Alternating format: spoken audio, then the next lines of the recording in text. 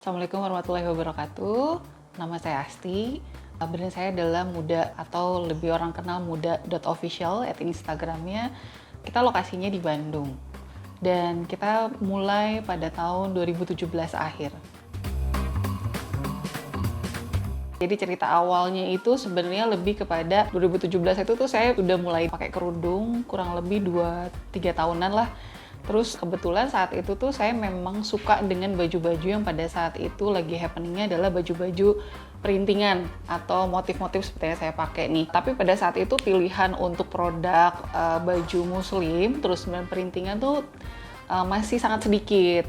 Jadi pada saat itu tuh aku membaca bahwa ini adalah suatu peluang di mana sebetulnya mungkin banyak di sana, di luar sana yang kebutuhannya sama kayak aku, pengen pakai baju yang memang printing, tapi mungkin harganya lebih affordable gitu. Pada saat itu, dengan background aku sebenarnya nggak ngerti desain, nggak ngerti bisnis fashion itu seperti apa. Jadi bisa dibilang sebenarnya nekat aja ya, karena peluangnya ada, kebutuhannya ada, akhirnya pada saat itu aku survei dulu sendiri nih selama kurang lebih 6 bulan. Marketnya seperti apa, terus positioningnya brand-brand lain itu seperti apa. Kita survei aja apa sih yang disukain sama si customer, apakah sama dengan yang aku butuhkan. Terus market share-nya sebesar apa, sampai akhirnya aku survei sendiri aja, tapi dengan otodidak, dengan apa yang aku pahami pada saat itu ilmunya gitu. Jadi 6 bulan survei-survei, akhirnya memberanikan diri untuk buka si Muda ini di September 2017 gitu. Jadi semua prosesnya itu bener-bener learning by doing aja. Semuanya by proses, step by stepnya. Makanya sekarang ketika di usia 6 tahun, itu bener-bener mungkin sekarang pun tangga saya baru 6. Karena bener-bener dari starting nol, belajar nggak tahu apa-apa, naik kelas usia 1 tahun, kita naik ke 1 step, 2 step, 3 step, itu bener-bener belajar semua gitu. Sampai akhirnya sekarang alhamdulillah tiba di tahun ke-6. Jadi pada awal-awal saya bangun bisnis ini tuh memang sudah dari awal niatnya adalah untuk online. Nah, di mana online itu pada saat itu aku masih opennya adalah WA, Line, dan sejenisnya lah ya, yang pada saat itu ada. Waktu itu belum sampai ke website. Nah, 3 bulan pertama tuh aku masih ordernya itu by WA, by Line. Tapi kok ya lama-lama ketika memang chatnya masuk, adminnya pun kan akhirnya harus bertambah terus. Sampai akhirnya aku pikir harus punya berapa admin kalau ketika chatnya makin masuk aja kan gitu. Lalu akhirnya aku memutuskan untuk pakai website, tapi ternyata juga pelajarannya banyak banget ya. Website tuh nggak bisa seketika jadi dan sesuai dengan kebutuhan kita. Karena ternyata prosesnya banyak banget dengan karakter bisnis tipenya si Muda ini. Jadi Muda ini kan dari starting dulu kita mulai, kita tuh pola jualannya flash sale. Di tahun 2017 tuh itu lagi marak-maraknya pola flash sale. Jadi hampir banyak orang nungguin lah, ibaratnya gitu kan, nungguin flash sale dan rebutan di jam yang tepat. Misalkan 10.00. Banyak banget tuh kan orang misalkan yang masuk ke websitenya kita. Jadi aku tuh pada saat itu ngalamin down berapa kali, dimana itu peminatnya lagi tinggi-tingginya banget, terus tiba-tiba website aku down. Hampir 5 jam. Akhirnya adalah aku lost sell kan, dimana potensi pembelian pada saat itu orang kan untuk movingnya tuh cepet gitu ya. Apalagi itu sudah masuk ke koleksi raya, karena itu tuh bulan Ramadan. Nah di situ tuh aku ngerasa, wah ini aku lost sell nih. Karena ternyata si website yang aku pakai pada saat itu belum siap. Kapasitas servernya dan segala macam lah, jadi dia langsung down gitu. Dan ketika harus di recover itu butuh proses yang ternyata tidak mudah juga, butuh waktu juga gitu. Terus akhirnya dari situ tuh aku belajar, karena low sell itu akhirnya mencoba untuk bikin sendiri deh gitu kan. Tapi ketika dijalanin butuh sendiri, ternyata prosesnya lama banget. 6 bulan, 1 tahun tetap aja nggak selesai-selesai dengan sesuai yang dibutuhkan gitu. Nah akhirnya pada saat itu kan pilihan provider website itu belum banyak.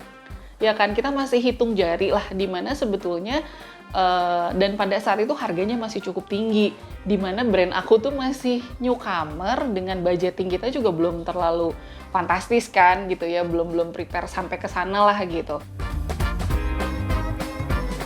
Kalau saat ini itu kita ada Blibli, terus kemudian ada Shopee, terus website juga.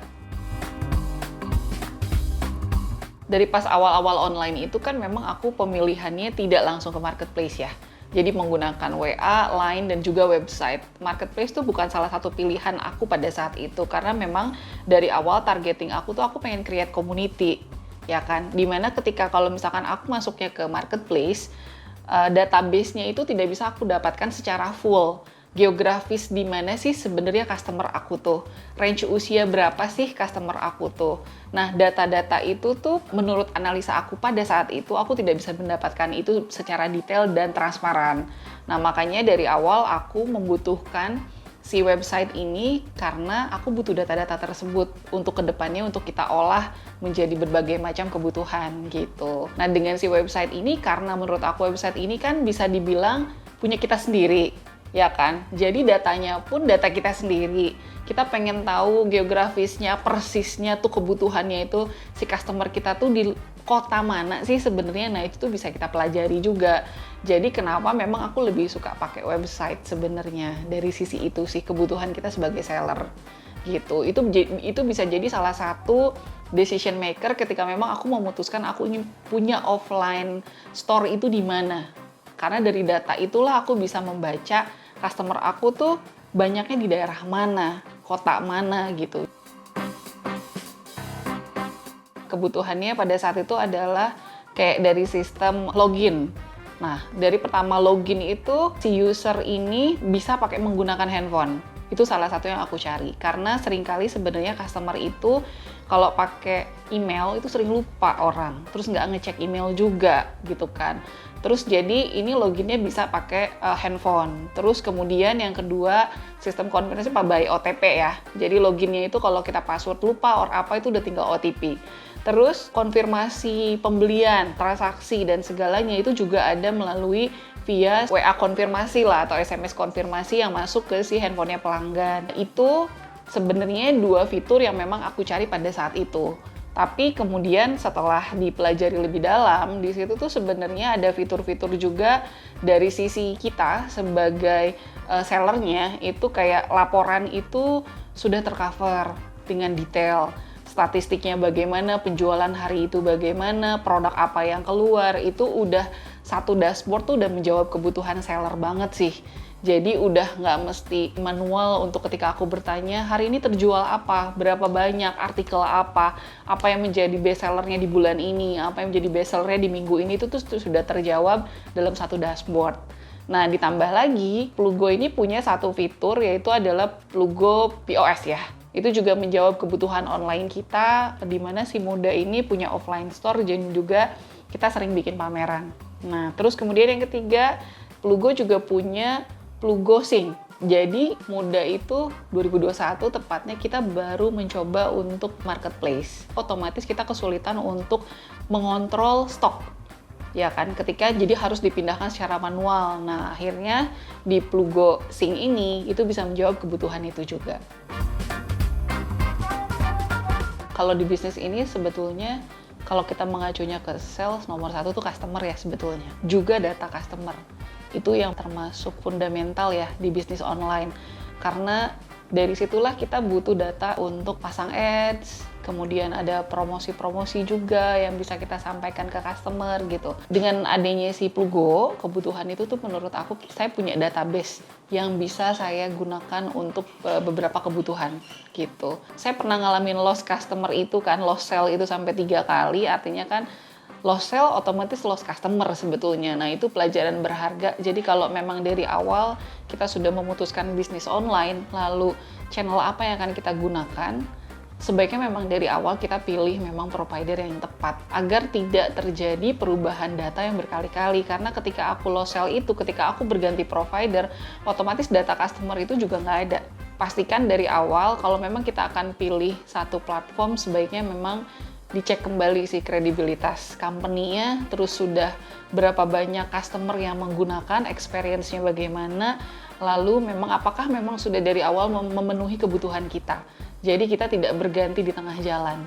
Yang terakhir sih yang belum aku ceritain adalah bahwa Plugo itu kan punya sistem yang memang sudah bisa mengatur untuk membership. Apalagi kalau misalkan kita salah satu brand yang memang concern terhadap community, di mana memang di situ ada membership. Ketika kita berganti provider website, otomatis itu datanya loss juga.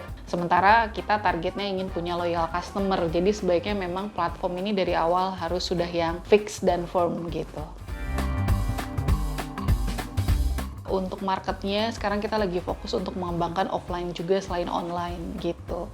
Karena memang kita pada prinsipnya mudah itu mengikuti behavior customer kita aja sih. Ketika behavior customer kita memang sekarang sudah mulai moving ke offline, kita juga mengikuti gitu. Tapi tidak bisa dipungkiri market kita yang terbesar untuk muda itu tetap di online sih. Untuk yang memang baru mau memulai, tidak ada yang salah. Mulai saja. Hanya mungkin ada beberapa faktor yang harus diperhatikan. Yang pertama, pastikan channel yang akan kita pilih itu apa. Channel penjualan kita itu apa. Segmen market terutama itu juga harus dari awal kita tentukan. Jadi itu akan membantu kita menentukan channel penjualan, desain, promosi, dan segala macamnya. Kunci awalnya sebenarnya segmen market. Terus kemudian yang ketiga, pastikan kita itu berada di kolam yang mana. Fashion muslim itu kan cukup banyak ya kategorinya. Pastikan kita mau berada di kolam yang mana, kita ketemu dengan kompetitor siapa saja pemain di sana.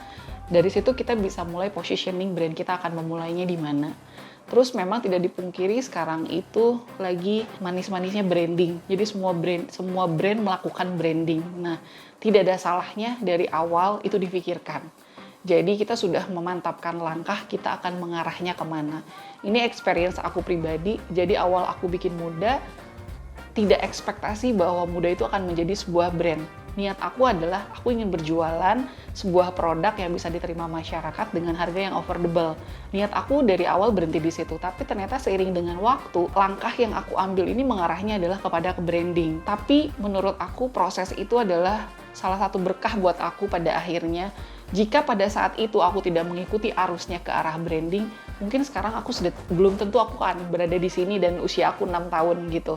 Tapi ketika memang mengikuti arahnya ketika ke branding, itu menjadi salah satu faktor penentu brand aku bisa berada di sini gitu. Jadi mungkin itu beberapa tips yang memang bisa aku sampaikan based on dari pengalaman aku pribadi gitu.